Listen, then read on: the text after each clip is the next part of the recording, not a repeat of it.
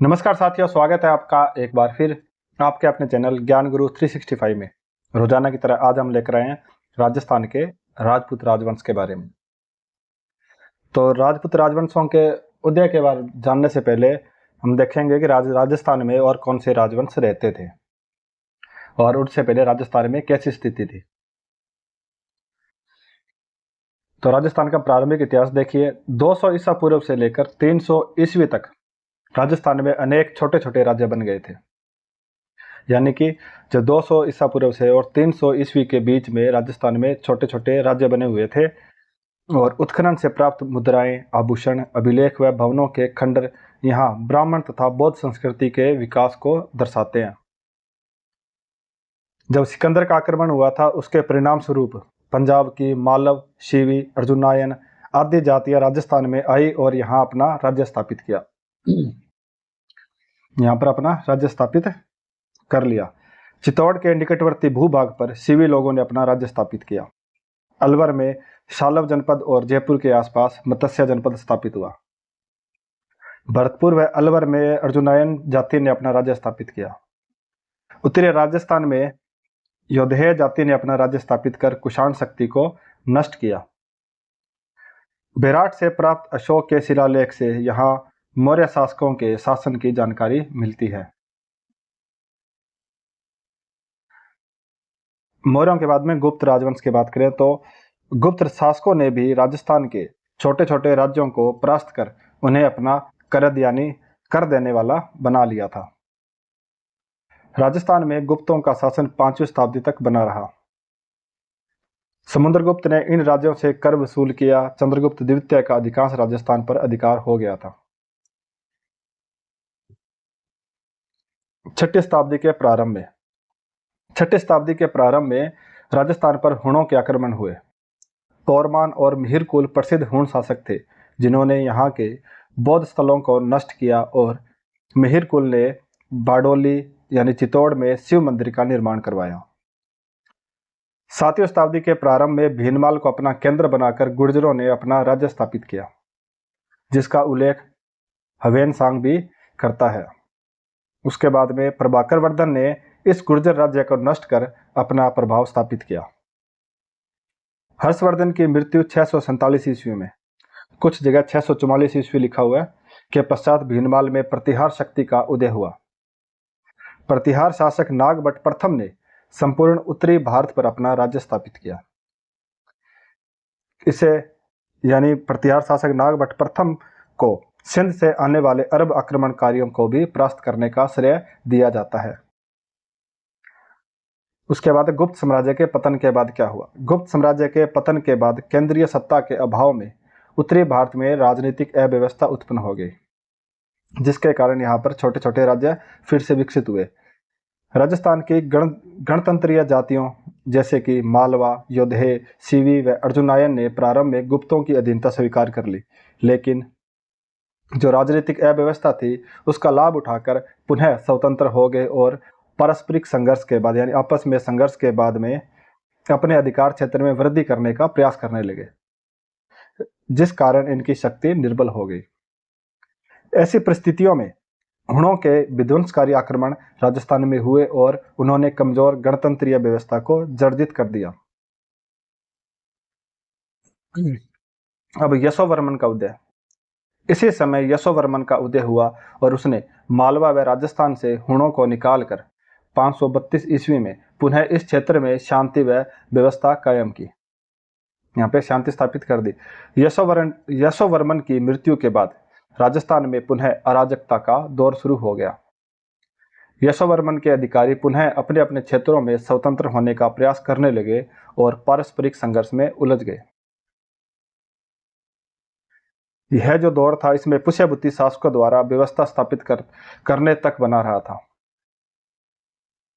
जब तक पुष्यभूति शासकों ने यहाँ पर पुनः व्यवस्था स्थापित नहीं की थी तब तक पारस्परिक संघर्ष है जो ये चलता रहा था और हर्षवर्धन के नेतृत्व में राजस्थान में एक बार पुनः शांति एवं व्यवस्था स्थापित हुई।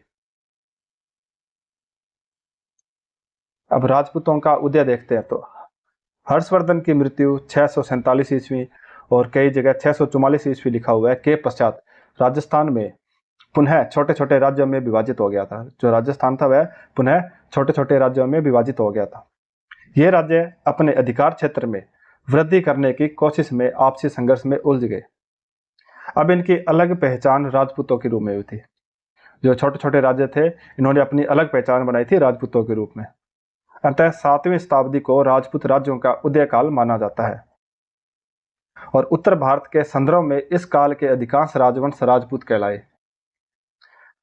इसी कारण भारतीय इतिहास का यह कालखंड राजपूत काल के नाम से भी जाना जाता है।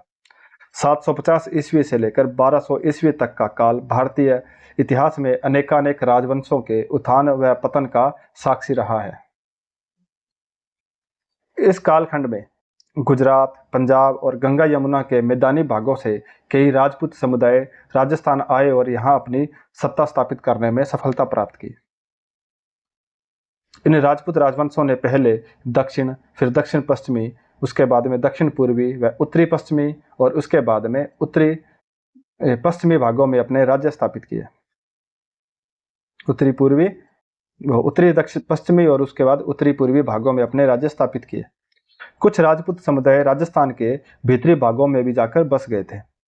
इस तरह 13वीं शताब्दी तक संपूर्ण राजस्थान राजपूतों के पृथक पृथक सत्ता केंद्रों में बट गया था। अब प्रारंभिक राजपूत कुल की बात करें तो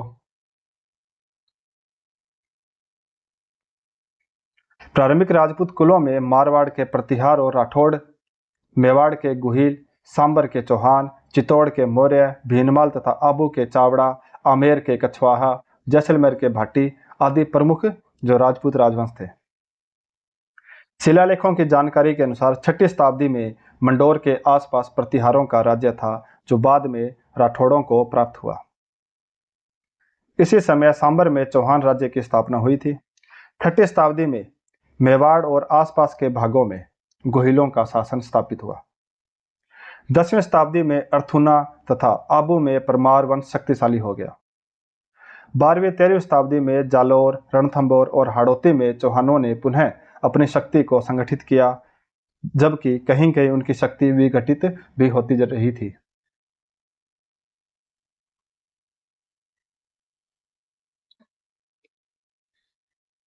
अभी बात करते हैं राजपूत कौन थे। तो राजपूत शब्द है जो संस्कृत के राजपुत्र का अपभ्रंश है। चाणक्य के अर्थशास्त्र, कालिदास एवं बाणभट्ट के नाटकों में राजपुत्र शब्द का प्रयोग सामंतों के लिए किया गया है। यह शासकों द्वारा सहजातीय एवं सहगोत्रीय लोगों को प्रशासन में नियुक्त करने के कारण था। यानी जो शासक थे, उन्होंने अपने जो जातीय के थे, अपनी जाति के थे या अपनी गोत्र के लोग थे, उनको प्रशासन में नियुक्त करने के लिए यह शब्द प्रयोग में किया था। सामंत जो शब्द है या राजपुत्र जो शब्द था वह प्रयोग में लिया था। चीनी यात्री ह्वेनसांग ने भी राजाओं को कहीं क्षत्रिय और कहीं राजपूत लिखा है।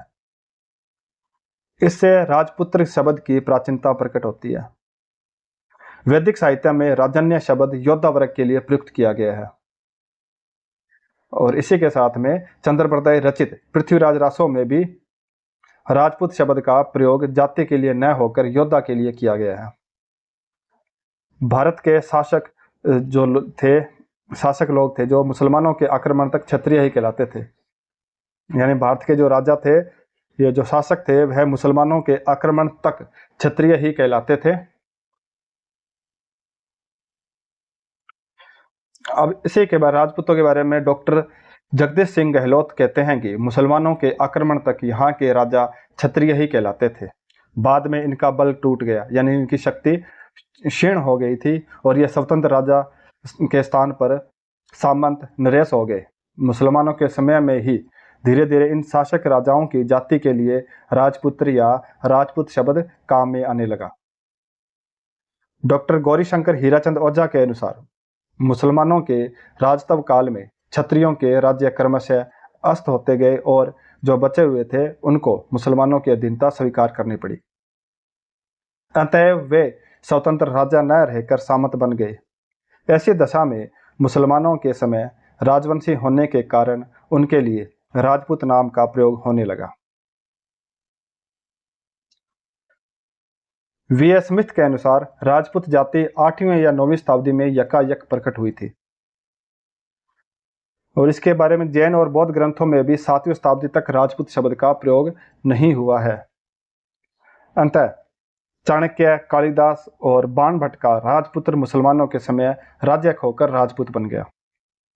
अंततः यह कहना सही नहीं है कि राजपूतों की उत्पत्ति 7वीं शताब्दी में हुई।